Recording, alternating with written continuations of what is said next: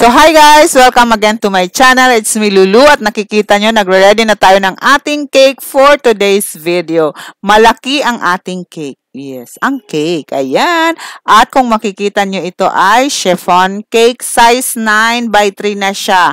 Wala pa siyang icing. At combination ang cake natin for today's video. Malaki talaga ang cake dahil requested to ni client. 8 actually ang ano niya pero ginawa nating 9.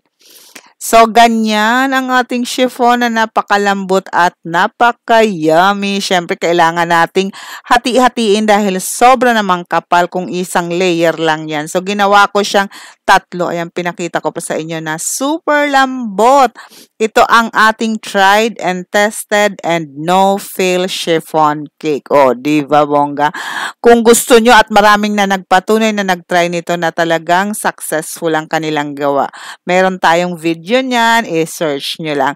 At ito namang susunod ay ang moist chocolate cake. Ayan, no eggs, no milk, moist chocolate cake. Meron na tayong video din yan, kaya hanapin nyo lang. Medyo struggle is real tayo dito mga kakeki kasi dumikit yung ating aluminum foil kasi na short. Katulad nun, dumikit sa side. Kasi iisa na lang dito ang aking size 9. Kaya yung isa kong pan, size 9 din yun. Pero minsan nagsishrink yun. Para sa cheesecake yun eh. So, yun na lang ginamit ko. Kaya nilagyan ko siya ng aluminum foil. So, ngayon, hinati ko rin siya sa dalawa kasi hindi naman siya kataasan. Parang 9 by 2 lang. So, hi guys! Welcome again to my channel. It's me, Lulu, ang inyong Lala Lulu na nag-feeling vlogger. So, for today's video, gagawa tayo ng isang malaking cake na 1 tier lang at soft icing. So, as usual, yung mga ginamit natin. Pero yung design, ipapakita ko sa inyo para sa ating mga newbie bakers at gustong matuto, ito po ay para sa inyo. So, let's start. Ayan, gagawin na natin ang pag-assemble ng ating cake. Yes, isa-isay natin para sa ating mga newbie baker. Meron ako ditong squeeze bottle na may 3 butas or nozzle na tinatawag. Nozzle? Yan, nilalagyan ko ng sugar syrup. Pag talaga gumawa ako ng chiffon, hindi pwedeng walang syrup kasi yan ay dry pag medyo matagal na. So, may commercial tayo. Nag-snack muna ang lola mo bago mag-start na.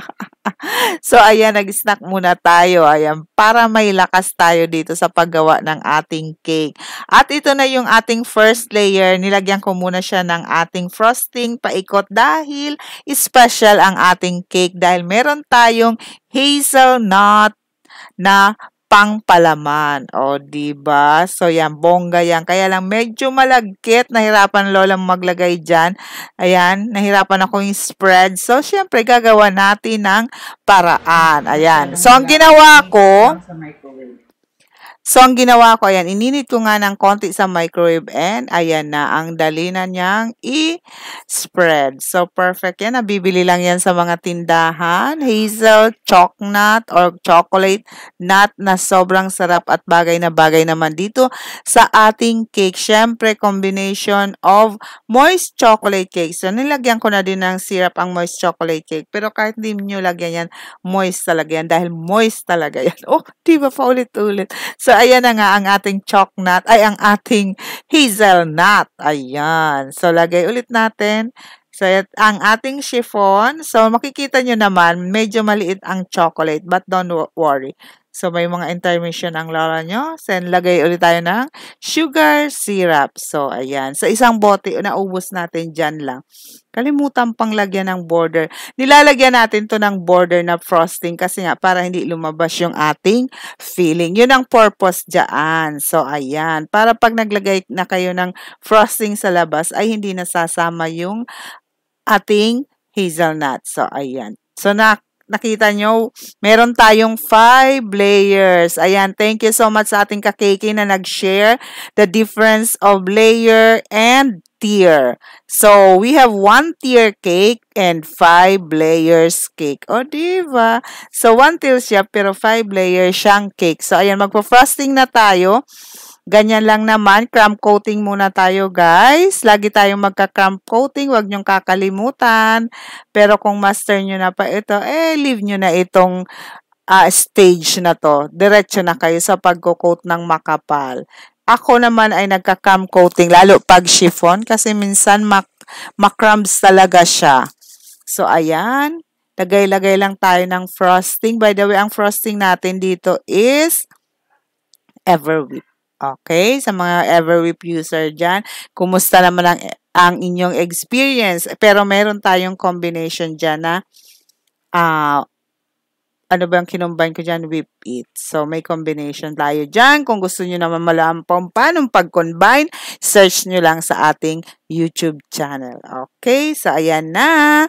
Nakakatawa itong cake natin. Malaki, di ba? Ang laki ng ating cake. So, ayan. Papantay-pantayin din natin. Kahit yan ay crumb coating pa lang.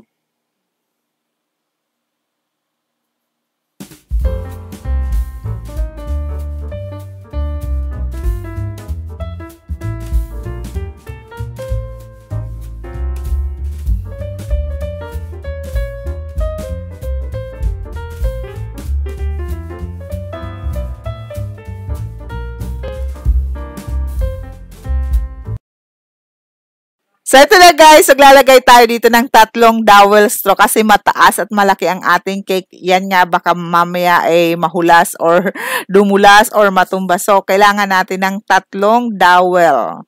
Yung ating gagamitin ay sago straw. Siyempre, pantay-pantay natin muna bago natin ilagay sa ating cake. At sa gitna din, naglagay din ako dyan ng barbecue stick para tumagos doon sa ating cake board. So, ayan na. So, ipupukpukin lang natin. Hanapin natin ang pamukpok. Nawawala ang pamukpok. Nasaan na? O, ayan na pala.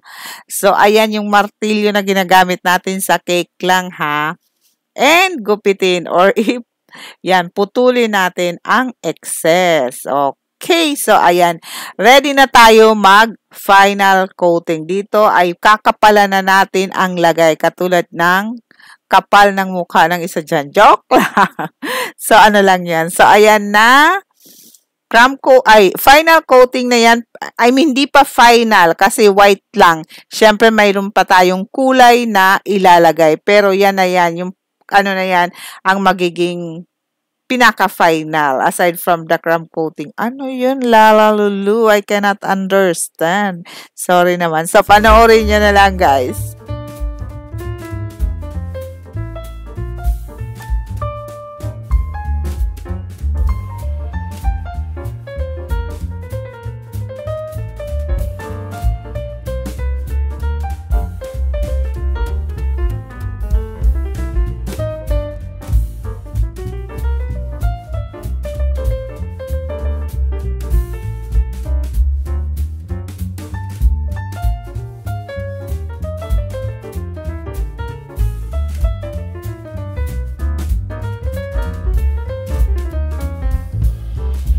So, ito na mga kake, magkukulay na tayo. Ang unang kulay na gagamitin natin ay teal green. Napakita ko na to sa inyo. May nabibiling Chef Master na talagang teal green na ang kulay. Parang ang style nitong ating cake ay monochromatic from teal green tapos magda-dark-dark siya hanggang pa-dark siya. So, ayan lang ang ginamit kong kulay, teal green. Pero dun sa pag-dark, nag-add na lang ako ng blue. So, ayan. Tignan niyo kung anong style. Parang may pag-wavy sa baba. So, sa baba niya is teal green, dark green, na teal green, and then sa baba parang dark blue, ganon. So, ayan. Maglalagay na tayo. So, gumamit ako dito ng piping bag kasi nga hanggang dyan lang naman ang kulay ng teal green na gagamitin natin. So, ganito ang style kung nga ang kulay nyo ay iba-iba. So, ginamit ako na dyan ay yung maigsi na scraper para hindi na umabot dun sa white. So, ayan. So, pakinisin nyo lang yan and then after saka na kayo magdadagdag ng ibang kulay. So, ganyan. So, ayan. Makinis na yan. Then, mag-a-add na kayo ng iba pang kulay.